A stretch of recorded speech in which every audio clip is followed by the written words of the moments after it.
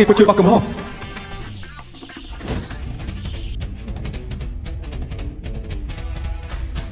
របស់ទាំងនេះមិនអាចយកចេញលោកក្នុងពេលទៅមួយបានទេបើមិនចឹងទេនោះនឹងត្រូវគេសឹកលោកម្ដងមួយទៅមានសមត្ថភាពហើយក៏មានបទពិសោធន៍ផ្ទាល់តែមានតម្លៃខ្ពស់លោកគ្រូឈិនបើលោកអាចជួយរកថោកការមេជនចាំមកខាងទៀតសមាធិជីវវិញខ្ញុំសុខចិត្តចំណាយ20 លានដើម្បីទិញយកអ្នកនាងសៀមិនមែនខ្ញុំមិនជួយទេតែមកខាងទៀតបន្ទូលពីនេះគឺរកមិនឃើញដំណឹងសោះទំនងជាមិនសូវមានឱកាសរក្សាទុកបានទេតែ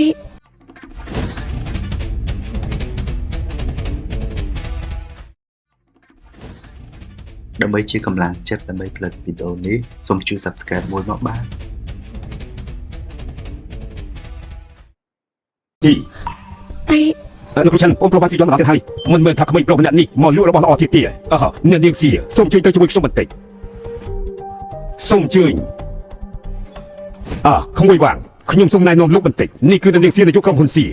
ហេតុអីលោកគ្រូឆិនរស់រាយជាមួយគេយ៉ាងនេះសួស្ដីមើលទៅខ្ញុំបានខំពីលហើយមែនទេមិនអីទេក្មួយវាងថ្ងៃនេះក្មួយមកនេះមិនដឹងថាមានការអ្វីទេខ្ញុំជុកធូបការមេជន់យ៉ាងយកមកលក់ថោបការមេជន់យ៉ាងថោបការមេជន់យ៉ាងនេះថោនេះលោកបានមកពីណាលោកគ្រូឆិនលោកគ្រូទៅមើលវត្ថុបុរាណនេះសិនទៅគួរឲ្យខឹងណាស់មិនខ្វល់ពីខ្ញុំសោះ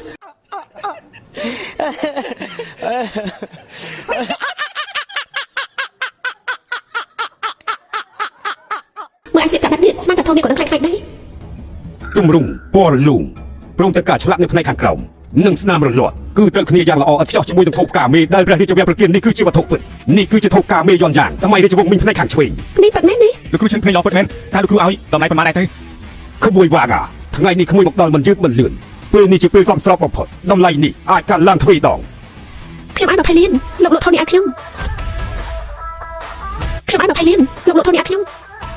តំណែងខ្ញុំបានស្មានដល់បំផុតគឺ10 លានស្រីម្នាក់នេះមានប្រវត្តិបែបណាគឺបានចង់ដល់ទៅ20 លានអាធំកាត់ដេកកម្រិតខ្ពស់មកមានកំណត់មានតម្លៃ 20,000 យន់អាក្នុងកម្រិតកម្ពស់ដេកដៃមានតម្លៃ 30,000 យន់ខោក្នុងកាត់ដេកកម្រិតខ្ពស់ធ្វើពីកបាសសុទ្ធមានតម្លៃ 10,000 យន់ខោក្នុងក៏មានតម្លៃដៃដែរស្អីគេហើយខេតណាចឹងអីអញទ្រាំមិនបានទេអញរត់ប៊ូជាអីងប់អាធំកាត់ដេកកម្រិតខ្ពស់មកមានកំណត់មានតម្លៃ 20,000 យន់អាក្នុងកម្រិតកម្ពស់ដេកដៃមានតម្លៃ 30,000 យន់ខោក្នុងកាត់ដេកកម្រិតខ្ពស់ធ្វើពីកបាសសុទ្ធមានតម្លៃ 10,000 យន់ខោក្នុងក៏មានតម្លៃដៃដែរស្មានខ្ញុំរើសអត់កន្លះខែឬមួយក៏មួយខែនេះហើយជាពិភពលោករបស់មហាសេដ្ឋីក្នុងរឿងព្រេង20 លានដើម្បីទិញថោរបស់លោកតែលោកព្រមឬមិនព្រមនេះនៅនាងសៀថូបការមកខាងទៀតគឺរសារទុកនៅផ្ទះរបស់នាងដូច្នេះហើយទើបនាងទិញក្នុងតម្លៃលើពីទីផ្សារខ្ញុំនិយាយត្រូវហើយថ្ងៃនេះក្មួយមកគឺត្រូវពេលបំផុតការពិតគឺចឹងសោះធូបការមេជន់ចាំមកខាងទៀតនៅក្នុងដៃនេះនេះសារត្រូវការប្រើប្រាស់ថែមទាំងឲ្យតម្លៃទីផ្សារគឺនឹងពីរបាទខ្ញុំមកព្រមទៀតឈួតសុតហើយតើពិតមែនដែរទេបាទខ្ញុំមកព្រមលក់ទេឈួតសុតហើយ20 លានខ្ញុំបានតែលោកវិញហើយឥឡូវនេះថោនេះជារបស់ខ្ញុំហើយលោកគ្រូឆិនបើថោនេះបានដល់ដៃហើយខ្ញុំសូមលាទៅមុនឡោហើយសូមនាងសៀជួយដោយសុវត្ថិភាព20 លាននេះទោះបីជាខ្ញុំរើសអត់ពីជីវិតក៏មិនអាចរកបាននោះដែរខ្លាចជាសិទ្ធិលុយរាប់លានតែនៅតែមានអារម្មណ៍ថាមិនពិតទេក្មួយវាងក្នុងមួយថ្ងៃក្មួយលោកបាន2 ដងនៅគ្រឿងប៉ូស្តឡេដែលមានតម្លៃខ្ពស់ខ្ញុំអាចសួរមួយបានទីរបស់ទាំងនេះក្មួយបានមកពីណានេះកំពុងតែស៊ើបប្រវត្តិខ្ញុំមែនទេតែគួរស្ដាយគឺប្រញាប់ពេកហើយរបស់ទាំងនេះគឺសុទ្ធតែរើបានពីទីផ្សារវត្ថុបុរាណក្បែរនេះមិនមែនជារបស់មានតម្លៃខ្លាំងល្អទោះបីជាខ្ញុំសាកល្បងគេច្បាស់បន្តិចតែឯងនេះគឺធ្វើប្រហែលពេកហើយបើផ្សារវត្ថុបុរាណក្បែរនេះអាចរកបានរបស់តម្លៃរាប់លាននិងរាប់សិបលានតើយើងបើកហាងវត្ថុបុរាណធ្វើអីតែទោះជាយ៉ាងណាក្មេងលក់ចេញ2 ដងក្នុងមួយថ្ងៃប្រហែលជាមានសមត្ថភាពពិតមែនហើយបើគេវិធីវាល្អខ្ញុំអាចទទួលគេធ្វើជាសិទ្ធិបានលោកគ្រូឆិនបាទគ្មានគេកាយទេខ្ញុំទៅសិនហើយណាពេលដែរម្ដងលើថាក្បែរនេះបើកទទួលតំណែងមួយទឹកថ្មរាយឆាតមកពីមីចាំប្រហែលចាយយកចូលបានខ្លះក្មួយវាងចាំបន្តិចខ្ញុំនឹងមានវត្ថុមានតម្លៃមួយទៀត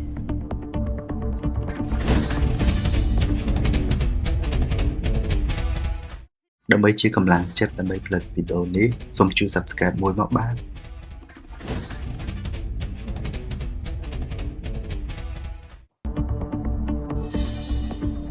ក្មួយវាងឲ្យតែក្មួយអាចមើលដឹងពីប្រវត្តិនិងតម្លៃរបស់វាខ្ញុំនឹងឲ្យក្មួយ1 លានពិតមែន1 លានខ្ញុំនឹងឲ្យភ្លាមនេះគឺជាចាត់ផ្កាមានកញ្ចក់រលូងនៅក្នុងរាជវាំងសម័យរាជវង្សយួនបច្ចុប្បន្នមានតម្លៃ10 លានបើឯងមើលត្រូវខ្ញុំនឹងឲ្យឯង1 លានចាត់ទុកជាកាដូទទួលសិនបើឯងមើលមិនត្រឹមត្រូវចាំតែតាំងខ្ញុំ2 3 ឆ្នាំទៀតសិនឈ្មោះវត្ថុចាំការឆ្នៃកញ្ចក់រលូងពណ៌ខៀវក្នុងរាជវាំងសម័យយួនធ្វើប្រាប់តាមកម្រិតខ្ពស់នៃសម័យសាធារណរដ្ឋចិនតម្លៃពិត 1000 យន់ស្នាមคล้ายៗខាងក្នុងវត្ថុមានស្នាមប៉ូលីសបន្តិចបន្តួចនៅកន្លែងផ្សាប់ចូលខាងក្នុងឃើញមានស្នាមប្រេះតូចនេះជារបស់ឯងខ្លាំងសោះប៉ុន្តែមើលទឹកមុខលោកគ្រូឆិនកំឡុងជាគិតថាពិតយ៉ាងមិនហើយមើលមិនដឹងទេអាចចាប់កាន់មើលបានលោកគ្រូឆិនបានខ្ញុំគិតថាធូននេះខ្លាំងៗដូចខាងណាទៀតកុំខាងខ្ញុំអីថាមិន លោកគ្រូចិនមកខ្ញុំថាថោនេះខ្លាំងលោកខាងណាទៀត ថាមិនខ្លាយខ្លាយឯងថាវាខ្លាយខ្លាយភ័ស្តុតាងនៅឯណា លោកគ្រូចិនពិតជាមិនបានចាប់អារម្មណ៍ទេថាមិនមែនជួយចម្លែកទេខ្លាំងគឺលាក់បាំងខ្លាំងណាស់មនុស្សធម្មតាមិនអាចយល់ឃើញទេបើមិនមែនតែសារចាប់ប្រព័ន្ធទំនងជាមួយជីវិតខ្ញុំក៏មិនដឹងដែរទោះជាមួយជីវិតក៏មិនដឹងក៏បានជាការពុតប្រាប់គាត់ដែរលោកគ្រូចិនខ្ញុំមិនជឿទេខ្ញុំមានការងារខ្ញុំទៅសិនហើយណា ចាំបន្តិចគួយបានថ្ងៃនេះបើឯងមិននិយាយប្រាប់ឲ្យបានច្បាស់តើខ្ញុំអាចឲ្យទៅបានទី លោកគ្រូចិនលោកចង់មកខំមនុស្សមែនទេ ឲ្យតែឯងនិយាយបានត្រឹមត្រូវថាធូរនេះខ្លាយខ្លាយនៅកន្លែងណាខ្ញុំនឹងឲ្យឯងមួយលី លោកគ្រូចិនអញ្ចឹងនិយាយគ្នាហើយណាខ្ញុំនិយាយហើយលោកមិនខាងណាទេ កុំបារម្ភខ្ញុំធ្លាប់នៅក្នុងវិស័យវត្ថុបុរាណនេះរាប់សិបឆ្នាំតើមានខ្ចប់ជួអ្វីខ្លះដែលខ្ញុំមិនធ្លាប់ជួត្រឹមធូរប៉ូស្លែនតូចមួយនេះហេតុអីខ្ញុំត្រូវខឹងក្មេងនេះជាដើម្បីទាក់ទាញចំណាប់អារម្មណ៍របស់ខ្ញុំឬមួយឯងមើលច្រឡំចាំផ្កាឆ្នៃកញ្ចក់លោកពណ៌ខៀវក្នុងរាជវង្សសម័យយុទ្ធគឺពិតជាមិនអាចខ្លាញ់ខ្លាយទេ លោកគ្រូចិននេះគឺជាចានឆ្នៃកញ្ចក់រលុងពណ៌ខៀវក្នុងសម័យជន់ហើយណាក៏មានតម្លៃរាប់សិបលានជន់ ក្មេងនេះមិនចាប់កាន់មើលគ្រាន់តែមើលដោយភ្នែកក៏ដឹងថាជាវត្ថុខ្លាញ់ខ្លាយនៅគឺថាឯងមានភ្នែកល្អទៀត ហើយវត្ថុនេះគឺជារបស់ខ្លាំងទេខ្លាំងសុទ្ធជាវត្ថុមិនអាចប្រកែកបាន ឯងនិយាយស្អី ai xây kia ai khét nào វត្ថុលោកនេះគឺជារបស់ខ្លាំងមិនអាចប្រកែកបាន ឯងនិយាយអីខ្លាញ់ខ្លាយសុទ្ធទេក្មួយវាងក្មួយត្រូវតែនិយាយបានច្បាស់តើវាខ្លាញ់ខ្លាយនៅកន្លែងណា ជាដំបងលោកគ្រូចិនបញ្ហានៃថោនេះគឺស្ថិតនៅលើត្រង់វត្ថុរបស់វាជាពិសេសបន្ទាត់នៅខាងក្នុងថោលោកអាចសាកល្បងចាំមើលបាន បន្ទាត់នេះពេញរៀបស្មើនឹងរលុងនេះគឺស្របតាមលក្ខណៈពិសេសនៃសិប្បកម្មសម័យរាជវង្ស លោកចិនលោកគិតបានច្បាស់ជាងនេះទេថាបន្ទាត់នេះរឹងមានគឹមហើយនឹងជ្រុងច្បាស់មែនទេ ត្រូវហើយតែរឿងរឹកបន្តិចប៉ុន្តែនេះច្បាស់ជាស្នាដៃរបស់មេជាងសិប្បកម្មទើបអាចឆ្លាក់បានយ៉ាងល្អិតល្អន់បែបនេះតើវាមានបញ្ហាអី បើមានតែពីខ្សែក៏មិនដែរតែបន្ទាត់ទាំងមូលគឺសុទ្ធតែបែបនេះនោះគឺជាបញ្ហាហើយនេះច្បាស់ជាឆ្លាតដល់កាក់ហើយសម័យរាជវង្សយួនមានកាត់ដែរទេ ពិតមែនសម័យរាជវង្សយួនមិនមានសិប្បកម្មឆ្លាក់កាក់ទីតែគ្រាន់តែចំណុចនេះមួយគឺបញ្ញាគឺច្បាស់ពេកហើយ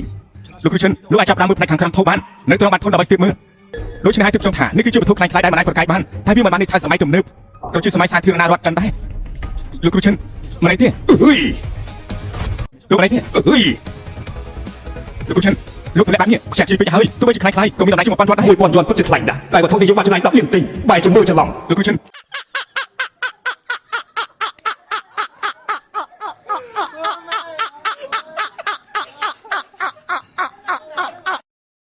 ចឹងអីអញទ្រាំមិនបានទេអញរត់ប៊ូជាអីងប់ លោកមិនអីទេ មិនបានទីពិតជាមិនអាចឲ្យក្មេងនេះមើលដឹងថាខ្ញុំមើលច្រឡំទីខ្ញុំត្រូវបាត់បង់មុខមាត់ហើយមិនអីទេមួយរយៈនេះខ្ញុំកំពុងតែហាត់ប្រាណក្មួយអាចមើលដឹងថាវាខ្លាំងខ្លាយបញ្ជាក់ថាភ្នែកក្មួយតាមទាន់ខ្ញុំហើយតែខ្ញុំឆ្មាំឆ្មៃពេក លោកគ្រូចិនកុំដើម្បីខ្ញុំត្រូវរៀនបន្ថែមទៀត តែអ្នកនេះរបស់លោកបានទទួលប្រាក់1លានយន់ ព្រោះបានរៀនយ៉ាងងាយស្រួលបែបនេះការរកលុយនេះគឺពិតជាងាយស្រួលពេកហើយ ក្មួយវាងមិនមែនក្មួយថាមានការងារធ្វើទេក្មួយអាចទៅបានហើយណា លោកគ្រូចិនខ្ញុំអាចជួយលោកមើលវត្ថុបុរាណផ្សេងទៀតបានលើកថាខ្ញុំទៅហាត់សម័យទៅគឺបានហើយលោកគ្រូចិនខ្ញុំមកវិញទៀតទៅមុនសិនហើយ ប៉ាគេទៅហើយនៅ កូនស្រីប៉ាចាស់ហើយមើលច្រឡំក៏មិនអីដែរថែមទាំងឲ្យអ្នកចំនួនក្រោយចង្អុលបង្ហាញមុខមាត់ចាស់នេះបាត់បង់អស់ហើយ វ៉ាងស៊ីវយួនគេខ្លាំងយ៉ាងនេះ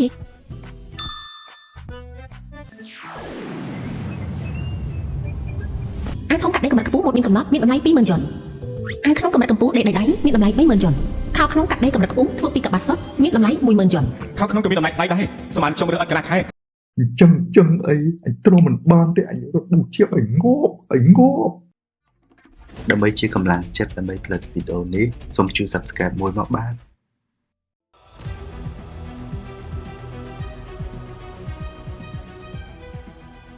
គ្រូថ្មភូមិមានតម្លៃ 10 យន់គ្រូថ្មរ៉ៃមានតម្លៃ 1 យន់ មើលទៅសម្ដែងមើលធ្លុះទីថ្មបានទេហើយមើលដឹងតម្លៃសម្រាប់ពីខាងក្រៅកាត់ម្ដងទេហើយថាគ្រប់គ្រាន់ហើយអ្នកដទៃលេងថ្មឆ្ខាងកាត់ម្ដងក្រុងកាត់ម្ដងមានប៉ុន្តែខ្ញុំមានតែមានគឺមិនអាចកាត់បងទេ គ្រូថ្មភូមិមានតម្លៃ 5 លាន ថ្មដែលមានតម្លៃ 5 លានថ្មដែលមានតម្លៃ 5 លានតែកែថ្មនេះលក់តម្លៃចំណេចដែរ អីយូគឺឯងមែនទេមិនមែនឯងមកទីវត្ថុបុរាណយើងកាប់ពីផ្សេងវិញទេ មែនហើយហើយបានជាលក់មកផ្នែកថ្មបែបនេះ មិនមែនភូមិមានរបស់ល្អៗទេឥឡូវនេះកាប់ផ្នែកថ្មមានចំនួនច្រើនខ្ញុំក៏មកទីនេះទេ ទៅរកអ្នកស្គាល់បានតម្លៃឲ្យស្មើទៅ អូនប្រុសដុំថ្មមួយនេះគេទិញចូល50000លក់ឲ្យឯង50000វិញយ៉ាងម៉េចដែរ ទោះជាជាតាពិតមែនទោះខាងក្រៅទាំងថ្មគ្រូតែមានគុណភាពប្រហាក់ប្រហែលក៏មានតម្លៃត្រឹម 2-30000 យន់ដែរនេះទៅតែជាក៏ 50000 គិតថាខ្ញុំជាមនុស្សនោះ គ្រូថ្មភូមិមានតម្លៃ 100,000 គ្រូថ្មភូមិមានតម្លៃ 60000 គ្រូថ្មរ៉ៃមានតម្លៃ 10 លាន ពេលហើយ10 លាននេះលោកថាគុណភាពរបស់វាប្រហាក់ប្រហែលគឺសុទ្ធតែ 2 ទៅ 30000 ទេខ្ញុំស្គាល់លោកទៅមកទឹងលោកបែរជាតំណាងដើម្បីដាក់ខ្ញុំមិនសមរម្យទេ អូនប្រុសសម័យនេះមុខរបរពិបាកធ្វើណាស់ អញ្ចឹងមកពីដល់នេះខ្ញុំឲ្យ50000ចាក់ទុកថាបានឆាយលោកចុះយ៉ាងម៉េចដែរ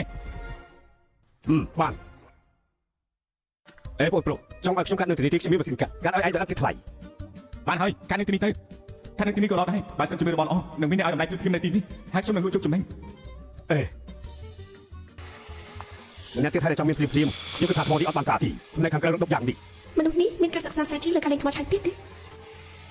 ថ្មរាឆៅទាំងពីរដុំនេះមានផ្ទៃរដុបរូបរាងក៏រដុបជាប្រភេទថ្មធម្មតាគ្មានសញ្ញាណាមួយថាមានត្បូងនៅខាងក្នុងទេ មានត្បូងហើយពិតជាមានត្បូងមែន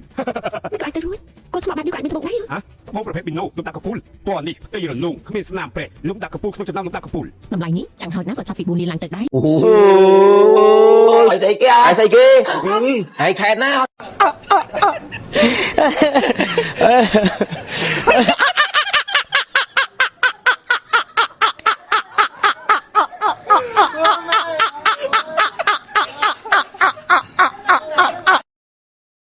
ត្បូងប្រភេទលំដាប់កពូលតំនេះខ្ញុំឲ្យ4លានលក់ដែរទេហើយយ៉ា 4.8 លានហើយយ៉ាខុសខាតហើយ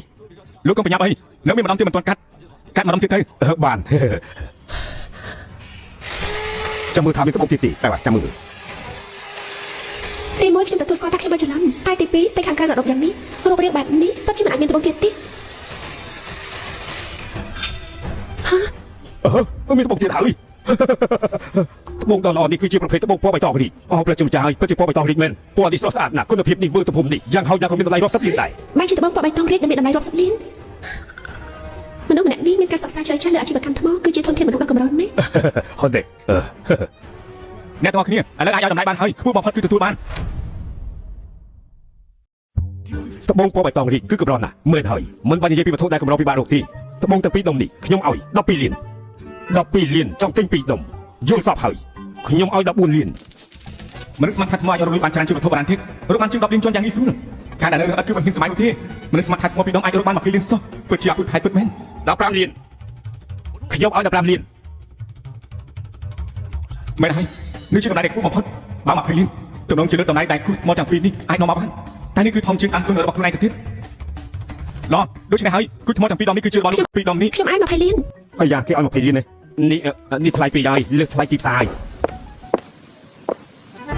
ឡោះដូច្នេះថ្មទាំងពីរដងនេះ ខ្ញុំឲ្យ20លាន ការពិតគឺជាស្រីដែលហាងជួបប៉ាម្នាក់នេះសោះ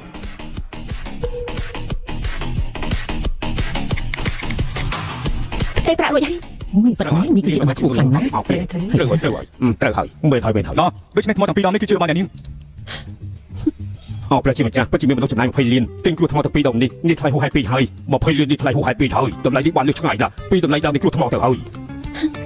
លោកបានសូមតាមខ្ញុំបន្តិច ហ៎មានកាយ លោកមកតាមខ្ញុំnakដឹងហើយ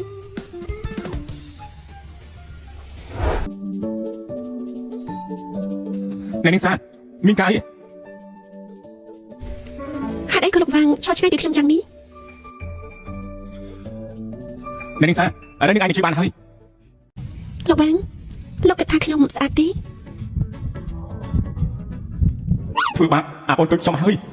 នាងចំណាយ20លានប្រហែលជាខ្ញុំបានខ្ញុំទៀតហ្នឹង សៀយូស៊ីនប្រធានក្រុមហ៊ុនសៀតម្លៃសរុប9999ឡើងភេទស្រីចំណូលចិត្តប្រុសនិស័យប្រការនិងមានឥទ្ធិពលចំណងពិសេសចូលចិត្តបង្ខំចំណូលចិត្តស្លៀកសម្លៀកបំពាក់បែបសេកស៊ីអន្ទុសម្រាប់គឺ90បន្ទុក ចូលចិត្តបង្ខំចំណូលចិត្តពាក់ស៊ីស៊ីតែនេះគឺចង់ធ្វើអី ឆ្លើយមកខ្ញុំស្អាតទេ ចប់ហើយប្រព័ន្ធប្រាប់ថានាងចូលចិត្តបង្ខំថ្ងៃនេះខ្ញុំមិនត្រូវគេបង្ខំទេប៉ុន្តែមើលទៅសម្រាប់នាងគឺដូចជាមិនខ្លាចទេនាងស្អាតណាស់នាងស្អាតណាស់ អញ្ចឹងបានហើយឥឡូវខ្ញុំឲ្យឱកាសលោកមួយមកធ្វើការកម្មបង្គាប់ខ្ញុំប្រាក់ខែប្រចាំឆ្នាំ10លាន អើ លោកធ្វើទេ នេះមិនដឹងទេមិននឹងធ្វើបែបនេះឥឡូវបែបហ្នឹងនេះមិននឹងគ្រាន់តែដើម្បីឲ្យខ្ញុំចូលធ្វើការទេ តែពួកមនុស្សប្រុសមិនមែនសុទ្ធតែចេះធ្វើការកម្មបង្គាប់ស្រីស្អាតទេឥឡូវខ្ញុំឲ្យឱកាសនេះទៅលោកមិនល្អទេ ខ្ញុំទទួលស្គាល់ថានាងស្អាតតែសុំទោសខ្ញុំមិនចង់ធ្វើការក្រៅបង្កប់នាងទេលីហើយ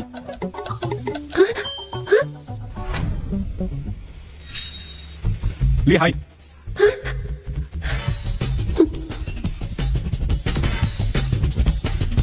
ហ៊ានបដិសេធខ្ញុំគួរឲ្យចាប់អារម្មណ៍ នាងសៀការទិញថ្លៃហ្វឹងទៅតែផ្សាយលិខិតជួយមកសូមសួរថាពីថ្ងៃក្រោយនាងចូលរួមដែរទេ ប្រាប់ពួកគេថាខ្ញុំមិនទៅ